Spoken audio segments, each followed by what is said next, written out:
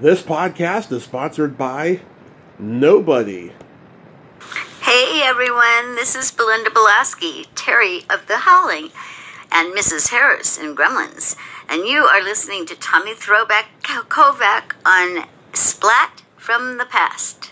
Just your average all-American boy. Hey dudes, welcome to Splat from the Past, the only 80s themed horror and sci-fi show where things can get totally radical. Now today I will be talking to Sally Bondi. Sally played Swimming Deb in the 1978 Joe Dante and Roger Corman classic Piranha, celebrating its 45th anniversary. She's a local Arkansas actress. I believe she was probably living in Texas when that movie was made, and that's where most of the movie was filmed. She was also in the Muhammad Ali biopic, The Greatest, and she was in a lot of made-for-TV movies over the years as well. She guest starred on the series Ballers with The Rock, Dwayne Johnson, and she is a very highly accomplished theater actress. She did a one-woman show about Martha Stewart, and we're going to talk about all that stuff today, and I can't wait. It's 4th of July. Party hard, but don't party too hard. And have fun. Have lots of fun today. You know, even make love in a hammock. Okay, that's the Sure Thing reference. So yeah, here is my interview with Sally Bondi. Tommy? Hey, Sally, welcome to the show. How are you today? I am great. Oh. Yes, happy 4th of July. Well, I was just giving a presentation on what that means. Yeah. Which is interesting because we all kind of agreed it doesn't really mean what it used to mean with the divisions in our country now. It will someday. It will someday.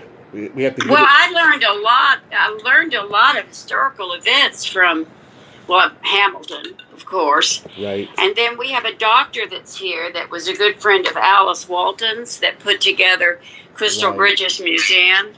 And he had some interesting facts about what had happened with the Revolutionary War.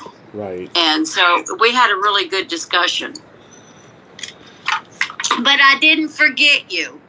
Oh, thank you. Yeah, we were going to do this earlier, and then. Yeah, I know. I'm so sorry. It's my first day back at work from being gone a week. Well, don't worry. If I was angry, I wouldn't be talking to you right now.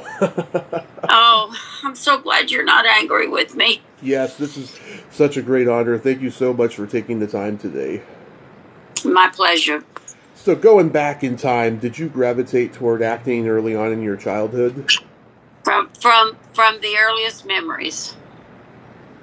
Yeah. My earliest memories were performing. I was born to do it. It was my calling. It always was, and it still is. And it's my passion. I've made a living from it for years.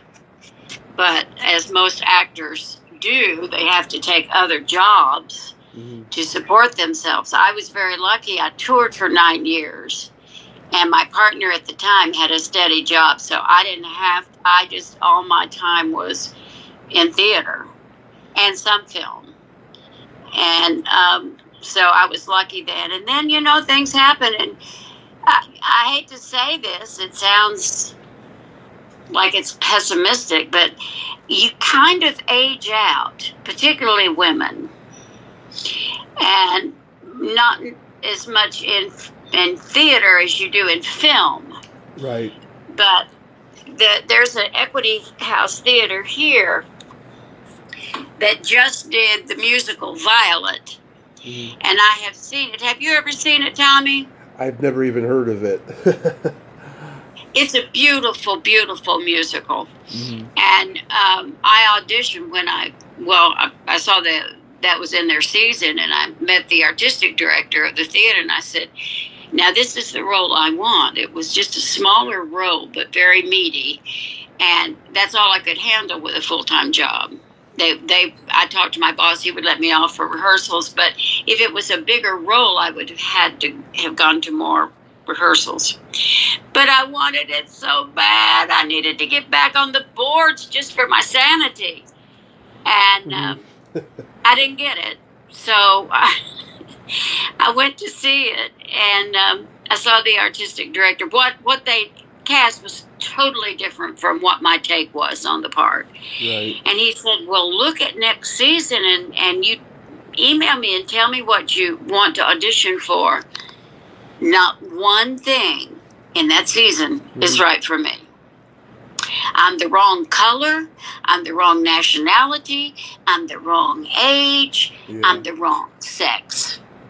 Not one thing, unless he can find something that I missed, because I researched all the plays they're doing. Yeah. So anyway, right now I'm just acting as a director of activities, and I love it. Oh, that's wonderful. Yeah. So did you grow up on a farm? No. No. Why would you ask that? Oh, because do I sound like a farm girl? No, well, you're from Arkansas, right? So that's why I had to ask. Oh, honey, you've never been to Arkansas, have you? Never. I've never even been anywhere near the South, as a matter of fact. Oh, well, you have a misconception of Arkansas, as most people do. I'm back in Arkansas now. I was in Florida for 26 years. Wow. Yeah. I moved back because I had two sisters that one is with hospice and she's dying now of dementia, and the other one lost her husband. So I thought, I'm probably needed there. So I moved back to Northwest Arkansas, Fayetteville, which is a magic town. I have to tell you, it is a magic town. But I grew up hating Arkansas. Mm-hmm.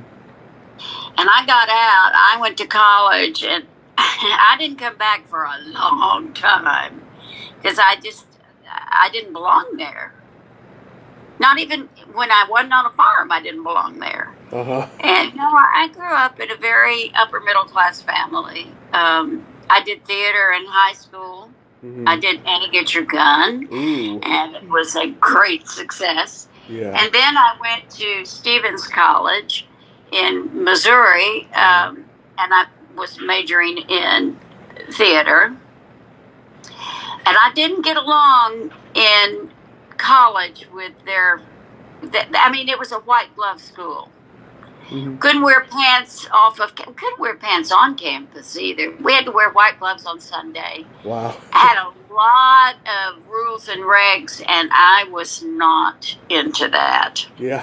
And I met a lot of people from other parts of the country that, I was a latecomer to some of the medications, if you will, that were happening in the early 60s.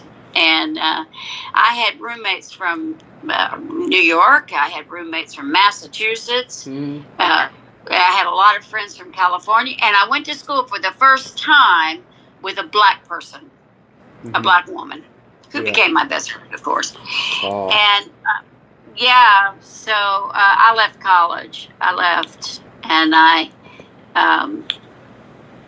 anyway, I went back to college 10 years later with 3 children. Yeah. And I was a theater major. Yeah. You didn't go to like LA or New York to further your acting education? I had children, and that became my priority. I actually didn't even go professional in theater I joined the union after my last child went to college. Mm-hmm. Because I was pretty much mom and dad to all my kids. So, that was my focus. Although I did in the early 70s, I moved to Dallas. I was going to college in the hill country of Texas, Southwest Texas State University, and grade school. And then I did some bit roles on the Dallas TV series. Yep. And I had an agent in Dallas, Peggy Taylor. Yeah. And she said, she encouraged me to move up. She said, I can get you a lot of work. Well, here comes Sally and 3 kids. I didn't even have time to go to auditions. Mm-hmm. So I became a sales rep for Dunhill International. And I did print in Dallas. I did quite a bit of print work in Dallas because I kind of look Hispanic. Uh-huh. And so they used me a lot for that. But, you know, off and on I've done, I'll tell you this, a little quick bio. Uh-huh. The first film I ever worked on was The Greatest, yep, with Muhammad Ali, right, in Houston. Yep. And Muhammad Ali, he just kind of picked me out to be somebody he wanted to hang with. And we went to lunch every day together that I worked. He took me to lunch with his mom and his fiance at the time, which was Portia. Mm-hmm. He was so kind. He knew I had 3 boys. He taught me how to jump rope and do punches. And that was my first experience on a film set. Now, nice. You can't beat that. Yeah, no. I mean, that was just... And then, many years later, I was working the Olympics in Atlanta. I lived in Atlanta, and I was working the Olympics in transportation. And I had an opportunity to see Muhammad walk up to light the flame with his Parkinson's. And it was such a dichotomy of the man that I had spent time with. And but it was a closure. He was such a good man and so entertaining. So that was my first film. Yeah. And which director did you work with? Because there was Tom Grease and Monty Hillman. I don't remember. It was in probably 1976 or 7. 5. Yeah. No, it was probably earlier than that. It was probably 1975 or 6. It might have been 76. 76. I don't remember the director. Yeah, because I interviewed Chip McAllister, who played young Cassius Clay, and he ended up becoming a reality star on The Amazing Race years later. Long after he had left acting. Yeah. Oh my God. Did you get to work with Ernest Borgnine and Robert Duvall? I went to lunch with Ernest Borgnine with Muhammad Ali one day. Uh-huh. And I was underwhelmed with him. I guess if you live with Ethel Merman a long time, you kind of get coarse. But he was very coarse and just... But I didn't. I worked with him, and I had lunch with him. Wow. Yeah, I mean, he was this... He really was, you know, a great boxer, but he also was a force of nature, and he reveled in celebrity. Yeah. Yeah. I think he did, too, and I think he reveled a lot at that lunch. Yeah. That's my... That's my remembrance of him. Rest in peace. So how do you get cast in Piranha? Well, I was going to school in San Marcos, Texas, and that's where it was shot. And I had done a series of Lone Star beer commercials with these casting directors, and actually I had helped them cast several things. We did a shoot at a lake outside of Austin, and then we did a big shoot at the New Braunfels Oktoberfest. Mm-hmm. Which everyone that I had hired, me included, got drunk. But the take was good. But, pardon me. Yeah. When Piranha came up, they asked me to come and audition. And I did. And my role was called the Screaming Deb. Yeah. Debutante. Swimming Deb, yeah. Swimming debutante. Yeah. And I had a lot of friends that were in it. I think at that time I got to know all of the cast, including, let's see, was it this shoot that Sam Shepard was on? No, that was another film. I did a film with... Resurrection was Sam Shepard. Yeah, Sam Shepard, yeah. Anyway, I So I reported on the day I was to shoot at the river in the middle of Marcus. Oh, I hate to tell you this, but I'm going to tell it to you. I don't know why they put me in a strapless bathing suit. Uh-huh. But my job was to be hanging on a floating raft and talking to friends, and then all of a sudden I panic and I start going under and up and under and up, and the blood rings are activated and there's blood everywhere. And of course, at that time, contact lens, and I couldn't see when I came up. And then I heard in the distance, cut. And then I cleared my eyes enough to see the casting director on the beach of the creek going, indicating, pull your top up. Mm-hmm. Well, and all the flailing, my top had fallen down. Uh-huh. I was exposed, and it was New World Productions that did that film, and they really did not cut that out. Yep. Till later, because I remember going to see the film with my mother, and my mother said, "Well, there you are." Yeah. Oh, but they did. They did finally take it out, but it wasn't taken out immediately. I wasn't happy with it. It didn't. It's not who I am, and it's not what I want to have. Memorialized on film. Although I did have a nice rack at the time, I have to say. I have to say that as well. So thank you for that, Sally. And I'm sorry that it was a bad situation. Did you see it? I did. I've seen this movie more times than I care to admit, and I even watched it the other night. Well, you saw the version where they didn't cut it out then. Yes. Oh my gosh. Now, pretty well. Now, did you get paid $5 in a boxed up lunch? I don't remember. It never was about the money anyway, because you knew you weren't going to. But I think we paid more than that. Yeah. I think at that time I made maybe $200, something like that. And I can't remember the guy's name that was the lead guy. What do you remember? Bradford Dillman. Yes, Bradford Dillman. And he was very nice to work with. And who was the woman? Well, there's a couple of women. There was Heather Menzies.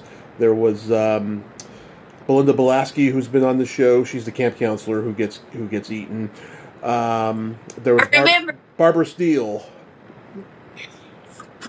Yeah. Barbara Steele's a horror legend. I've been at a couple conventions she's been at, but she's so intimidating. I have never gone over and talked to her. How do you intimidate?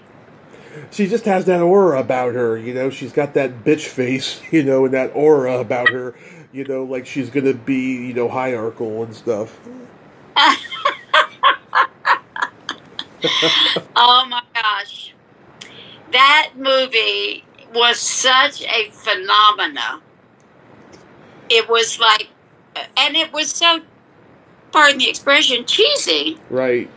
Because when you look at it, you can see the little sticks that are directing the little piranhas that they made. Yeah. And just, it's funny. It's funny. Joe Dante is a genius, and the funny thing is, he started out with Corman, and when he went to go do mainstream movies like Gremlins and Explorers and The Howling and so forth, he was using all those same tricks that he used with Corman in the mainstream movies, and they were allowing him to do it because they loved what a genius he was. Yeah. Well, it probably cut the budget down some. Right. Well, maybe they didn't. They filmed it so you didn't see all of the sticks and construction paper he used. Well, it was hard in those days because there was no CGI. I mean, you could still see, some stuff visible, but not much. Yeah. I guess if you're engaged in the movie, you don't see those things. If you're really into it and you're with it, you're believing it. But having been in the water with the stick figures, I really wasn't very traumatized by it. And that blood, that came up from the blood rings around the knees. Yeah. Was sticky. They red food coloring and what's that white sticky stuff? Anyway, I can't remember the name.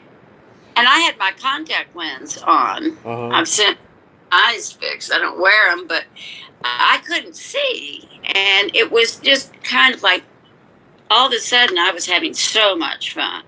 Flailing in the water and pretending like I was being eaten, and then I look up and they're all just like staring at me, and I'm like, okay. Oh, and I look down and oh my God. Yeah, and tell me, oh my God, on film that lake looks so beautiful. Was it just as beautiful in person as it is on film? It is. It's San Marcos at that time. I don't know what it's like now. The hill country is magic. And San Marcos was a wonderful place, and there was so much water. The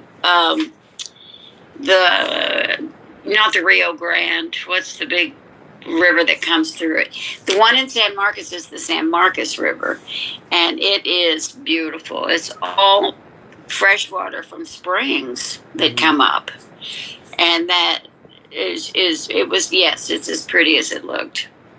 I don't know if it still is, because they seem to ruin things fairly quickly now. Of course. But it was really, really, it was a beautiful town, a beautiful experience.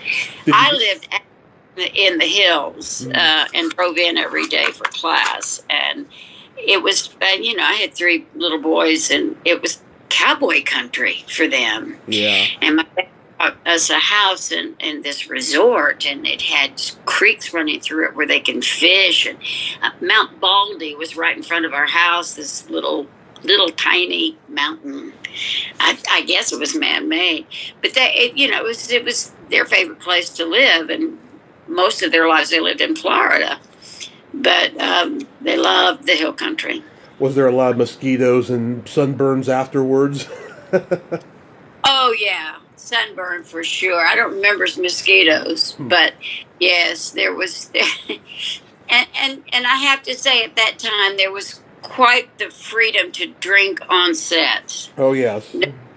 I mean, that's unheard of now, but there was much. And I think I actually went to see the date for that film. I know I have on a couple of films I've done been able to see the dailies, which is fascinating before it's edited. Right.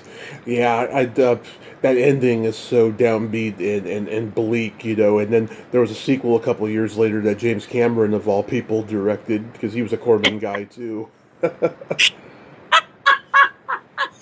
Well, what happened in the sequel? Did more people get eaten? Of course. I'm not a big fan of the sequel, I'll be honest, but the original I just love, I mean, it came out, when there was all these Jaws ripoffs that were going on. There was Tintura, which I talked to somebody from that movie the other day, and there was Orca and Mako, the Jaws of Death. There was all these, Jaws ripoffs. Wow. Yeah. Yeah, and those are scary. I'll never forget when Jaws came out. I lived in Florida. Mm-hmm. And, you get near the water and somebody go, da-da, da-da, da-da. Yeah, that happens a lot. So then you do a TV movie of the week, The Solitary Man with Earl Holliman. How was that experience? Well, I did that because the director and the writer was Marty Stauffer, who was an old friend of mine from my home. That was fun. I didn't really do that much in that movie. But you skipped one, I think, Resurrection. Oh, that was the next one. I was just going in order of IMDb. Oh, but Solitary. Or I did Go ahead. I've forgotten the order. Yeah, Solitary Man had Michelle Pfeiffer in her very first movie. I didn't know she was in that movie. Yes, indeed. Oh, that's how little I did on that movie. My cousin had a bigger role. She had a speaking part a woman at the bar was what she was.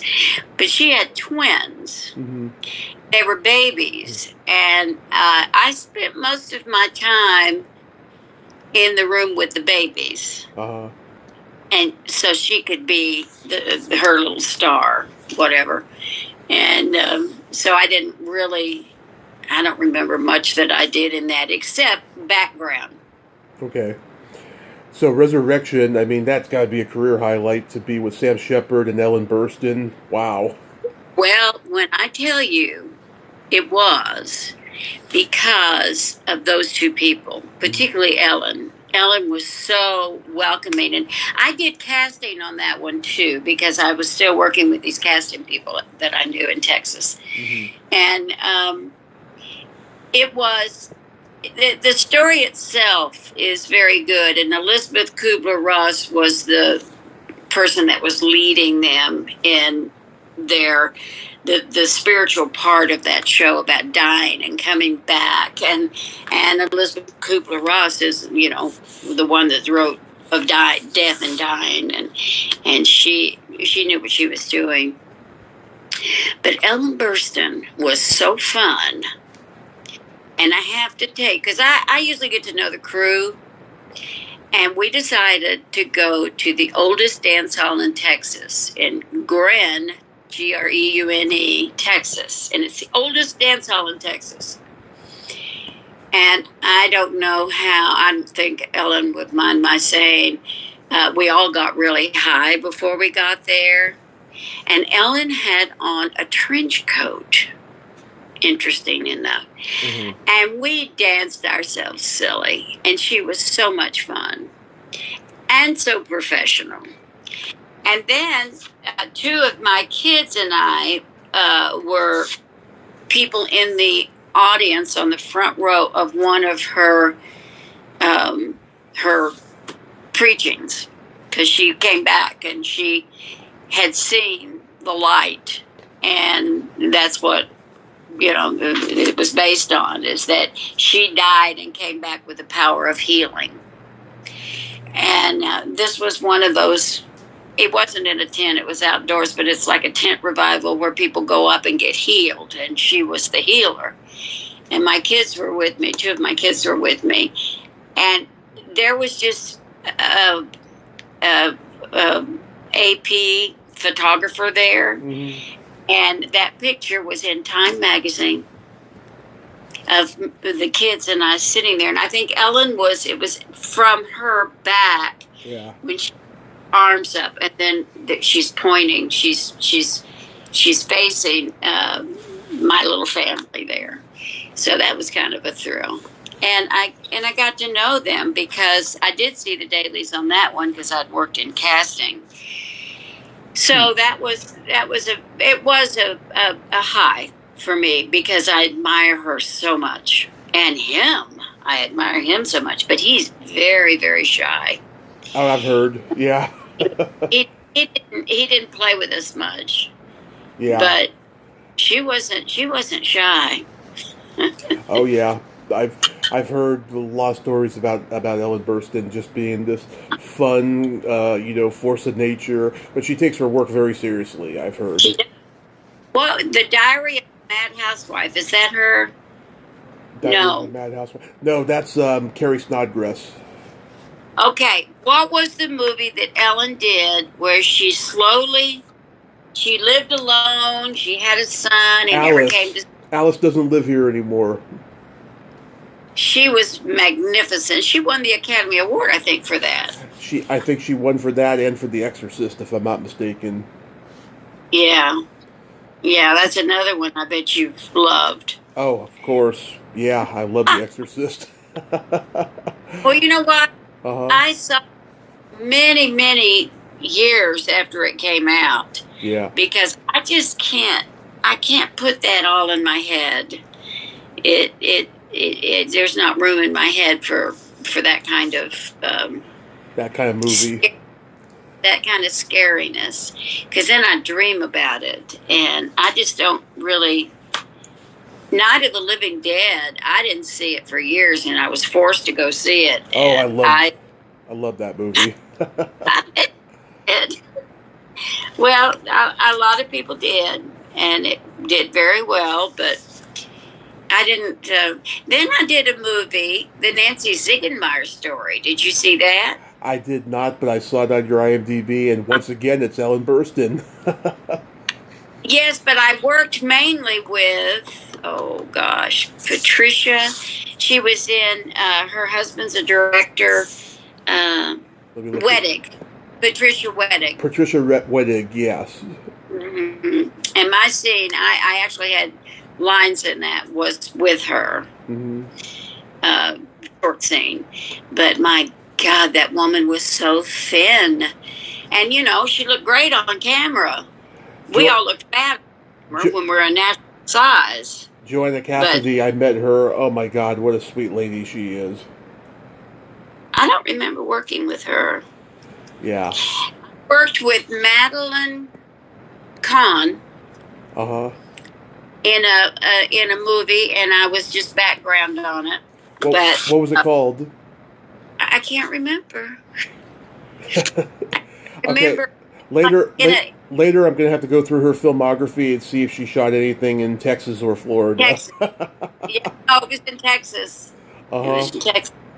I guess one of my biggest claims to fame, Tommy. Yeah. This is how I first gone in film. I've had wonderful successes on stage. Yes. And I've treasured every moment. But when I lived in Atlanta, I auditioned for a role as a wrestler's mother for WCW. Uh-huh. And I got the role because I was pretty outrageous in the audition. And I played Raven's mother. Mm-hmm.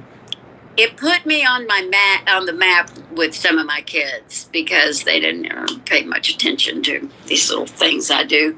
Mm-hmm. But this one, because their friends watched WCW. Yeah.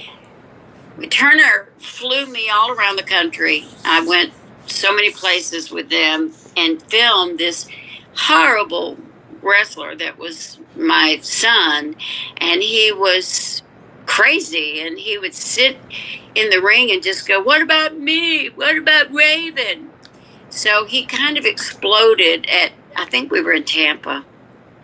And so I came to ringside. I didn't get in the ring. I was this rich bitch from Palm Beach, supposedly. It was filmed in Tampa. And I came to ringside and, "Oh my God, Raven, please let me help you." I couldn't hear anything I said. It was all ad-lib. And because there was like 20,000 screaming people in there. And so he did. He came home with me, and we shot for about 4 days in this gorgeous home. And it was supposedly my mother, which was a lovely actress, and my daughter, and then Raven, my son. But there was Hulk Hogan in it. There was Jason Cannon in it. All of these wrestlers. Mm-hmm. I don't know jack about wrestling or boxing, for that matter. And I worked with Evander Holyfield. What? And Evander Holyfield, believe it or not. Yeah. And that was for a TV series. But anyway, back to the wrestling. I am a crocheter. I love to crochet. So I would be backstage and I would crochet hats for all the wrestlers. And they all had little Sally hats before I quit going with them. It was a lot of fun. It was a lot of fun. And it's a world I didn't know anything about. I still don't know anything about it.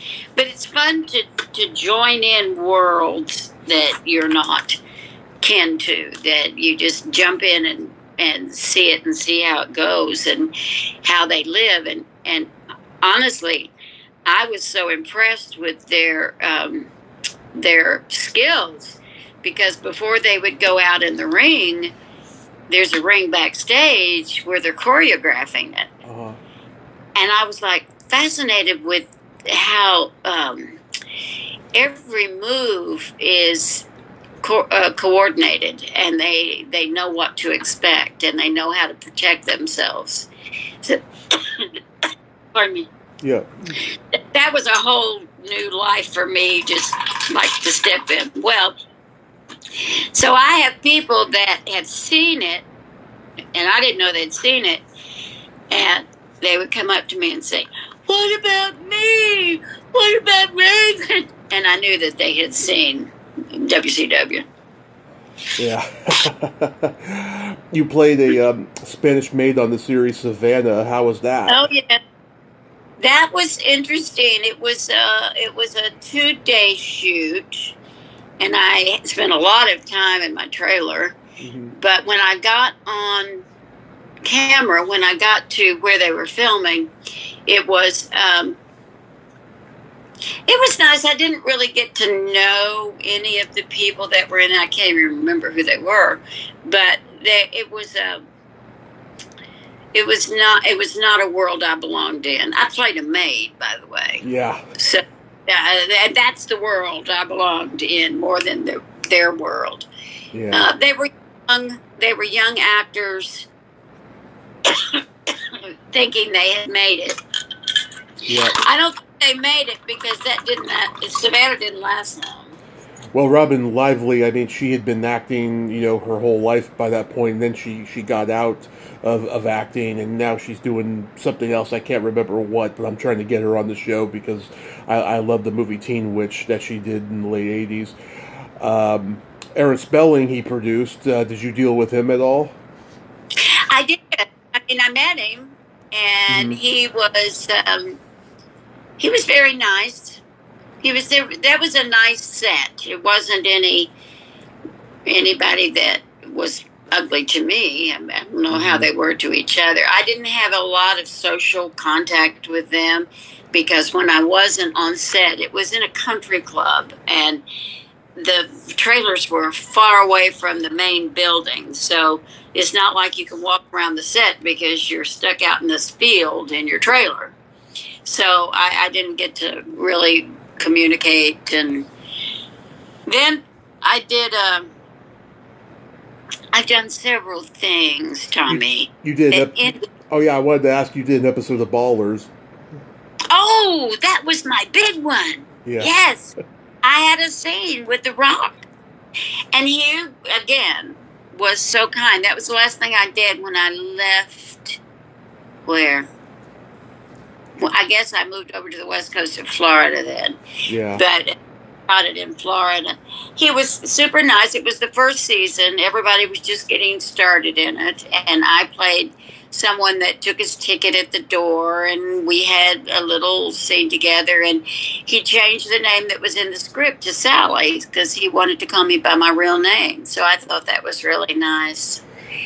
So when I was touring, I toured for 9 years, mostly in musicals, and then I had a one-woman show, Dreams of Martha Stewart. Yeah, I wanted to ask about that. How did that come about? Well, my partner at the time was a playwright, and she wrote it for me, and I helped write part of it. It's 13 characters, no costumes, no props, no set. There's a park bench and a riser, and the most wonderful show I've ever done, and I can't even tell you how rewarding it was. I toured that one for over 3 years. Wow. And New York to California. We were in Pasadena, California. And big stages, little stages, through some of the Carolinas right after a huge storm. We were in a church, and it was lights on and lights off. And that was my lighting. Otherwise, in theaters, I think there were 300 and some odd lighting and sound cues. But it was about the hunt for perfection, and that you don't ever get there. It is the journey that counts, and that was basically, what the theme was. I totally agree. Yeah. Oh, would you say that out of all the theater you've done, that's the one you're the most proud of? Yeah. So I done a lot that then Pamela who has now, because I left her, she pulled Dreams of Martha Stewart. I can't do it anymore. No one ever did it but me. But anyway, she wrote another one, Tallulah and Hattie, Dead at the Pearly Gate Cafe. And it was Tallulah Bankhead and Hattie McDaniel, who were in life very good friends, and some said they were lovers. But they're in the waiting room to go to heaven, and, got to work off their sins. And Hattie didn't have any sins, but Tallulah had a lot of sins. And Hattie was such a good friend. She stayed with Hattie until they both got an assignment to go to the Pearly Gates. And it was darling, and it was fun, and we did it at Theater in the Square in Marietta, which was a beautiful equity theater, and it was quite successful, and then it never went anywhere. And that was because Pam and I broke up, and it just, no one ever did anything with it after that. So it was a sad thing, but it's a long story.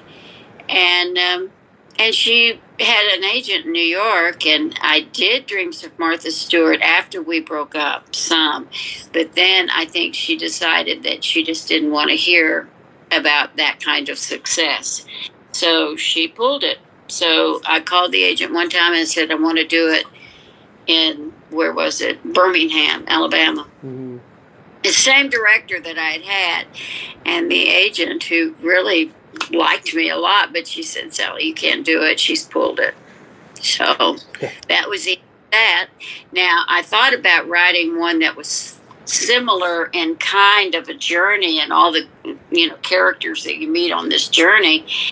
But I have another show that I want to write, and it's in my head, and I was going to write a one-woman show called Love on Hate. I was in the Haight in the 60s, Haight-Ashbury. Oh, I want to hear about that because I'm from San Francisco.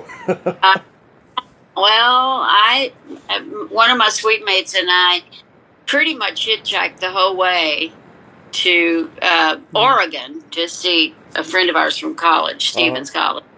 And then we started going south to San Francisco, and we hitchhiked down there. I hitchhiked several times down there. And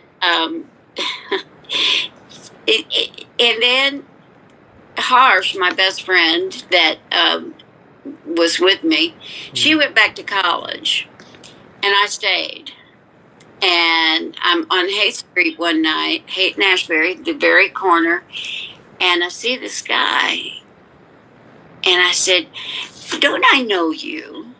And he goes, yeah, you do. Come to my crib. Well, I didn't have any place to stay. I mean, I was just one of the street people there. Mm-hmm. And we got married 7 days later. And two of my children were fathered by him. Mm-hmm. He was really the grand love of my life. But all the things I saw and times that I felt and things that were going in the direction that I thought I wanted to go, which was not so much drugs, but the brotherhood of man, that feeling of your brother's keeper. Mm-hmm. And I loved that. And it was very profound in the summer of love, and even after that for a year or so. And then I got pregnant about a year and a half after that. And I went through my pregnancy, and when Justin was born, I had a wicker, real old-fashioned wicker stroller. And I redid it with flowers and bells and very, very hippie, and I still am. And I got to where I didn't feel safe going down to Haight Street. Yeah. It turned. It got really, people were shooting up Drano for meth, people evil. So we moved up to the Sierras, up near Angel Camp for about a year. But I wanted to write a book called, or a one-woman show about love on hate. And it was going to be my experiences in San Francisco during that time. And I got really hung up because I didn't want to do it chronologically. Mm-hmm. And now I know, because I have taken writing classes, and where I work, there's several professional writers that live here. Mm-hmm. And we've talked about it. It doesn't have to be chronological. You know, you can tell different aspects out of sync with the chronologicalism of what happened. So I for a long time I thought I would make it a one-woman show. And I'm older now. Mm-hmm. And I still have a little spunk to go and do things. I don't know if I could do Dreams of Martha Stewart again. It was so physical. Yeah. And I'm older, I have a knee replacement, I'm just older. And it changed you as you age. And I'm learning a whole lot about aging working here with these wonderful people. Because most of them are older than I am. But I'm just now coming into that. Like, we go swimming on Wednesdays, and all my bathing suits were like, low cut and whatever. I used to have a scuba shop in Cozumel, by the way. That was another part of my life, a big part of my life. And so I had a lot of bathing suits, but I wore one to the pool. It's an indoor pool in a fitness center, seniors. And I felt so out of place because my bathing suit came down low. And I had spent most of the day with my arms over my chest. Mm-hmm. And I realized, I'm going to have to get a senior bathing suit. Things like that hit me. It's like really happening. Because, I don't feel my age, but I'm there. 74. Wow. 74. Yeah. Oh, that is amazing. Yeah, I went to The Hague in 2015, like about a month or two after my accident, after I got out of the hospital, and we were going to see a concert in the park thing, me and my friend, and I went to the McDonald's there, and this woman, I swear to God, this woman pushed me out of the way, almost knocked me down to the ground. I just could not believe how rude she was. And she was like, saying, you screwed up my order, blah, blah, blah, saying to the cashier. And I'm like, God, this place is getting scary. I can't imagine it being that scary from what you were telling me.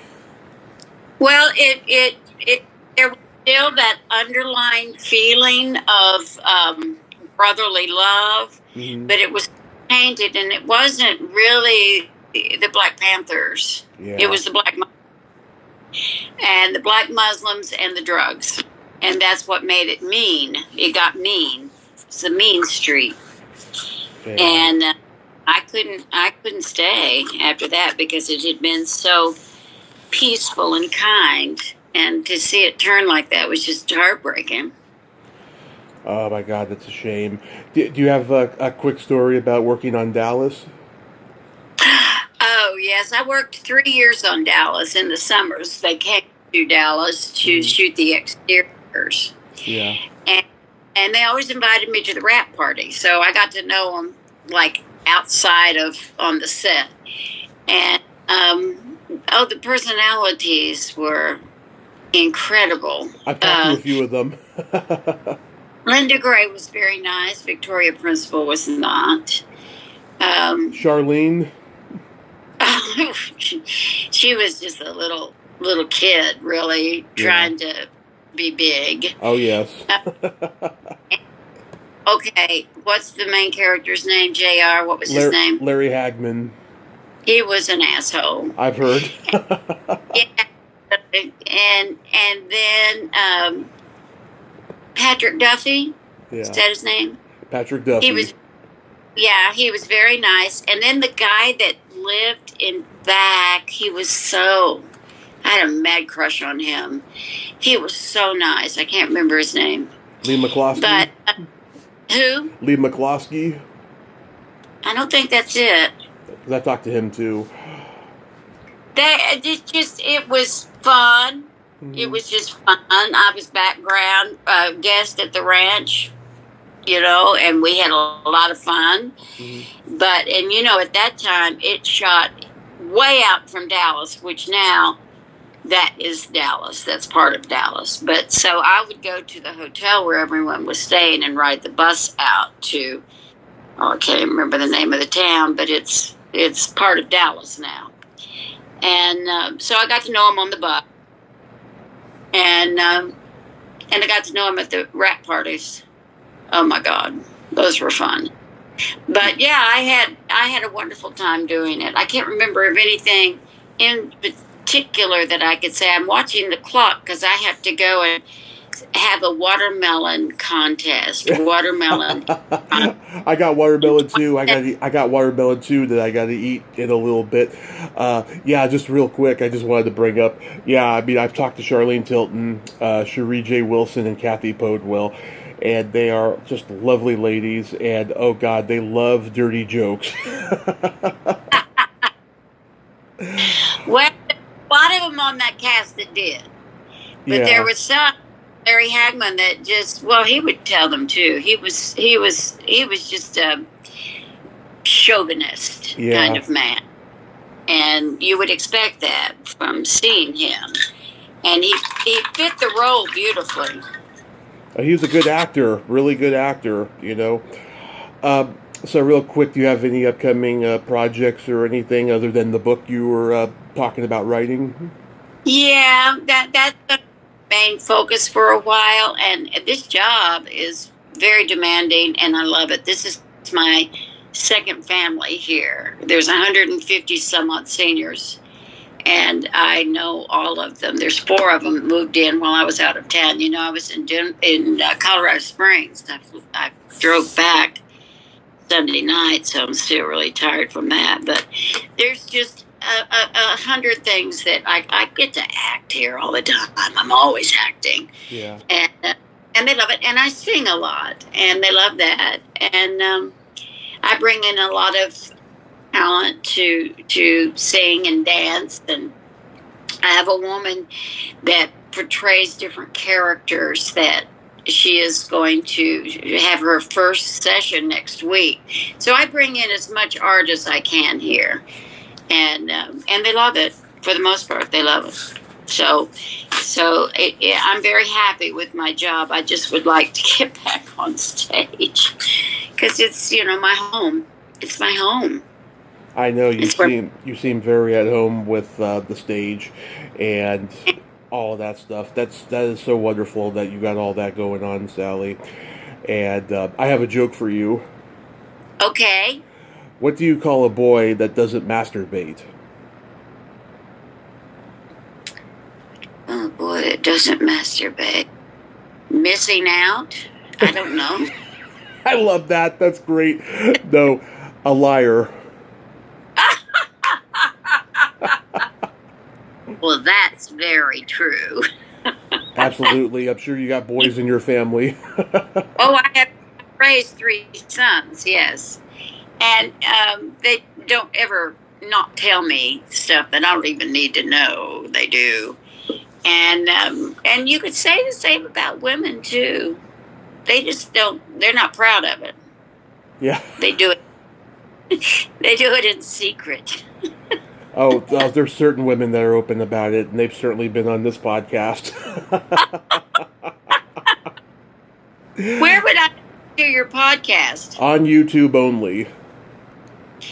Under your name? Tommy Kovac and Splat from the Past. Splat from the Past, okay. Well, I enjoyed it so much, Tommy, and thank you for inviting me on.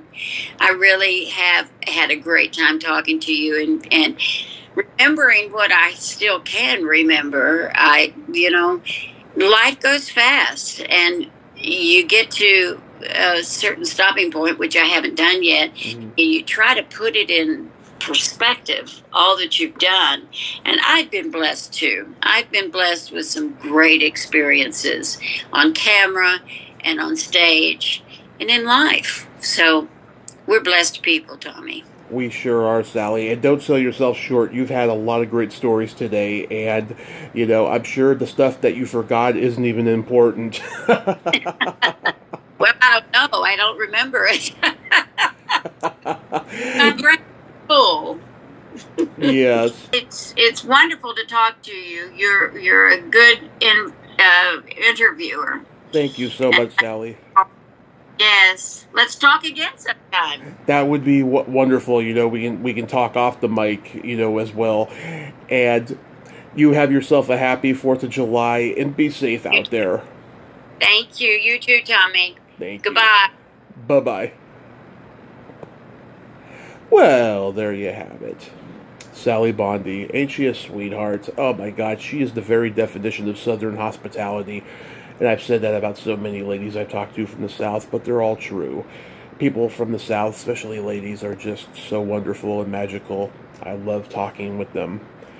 Well, until next time, this is Tommy Throwback Kovac saying, there's no shame in living in the past, because the present sucks.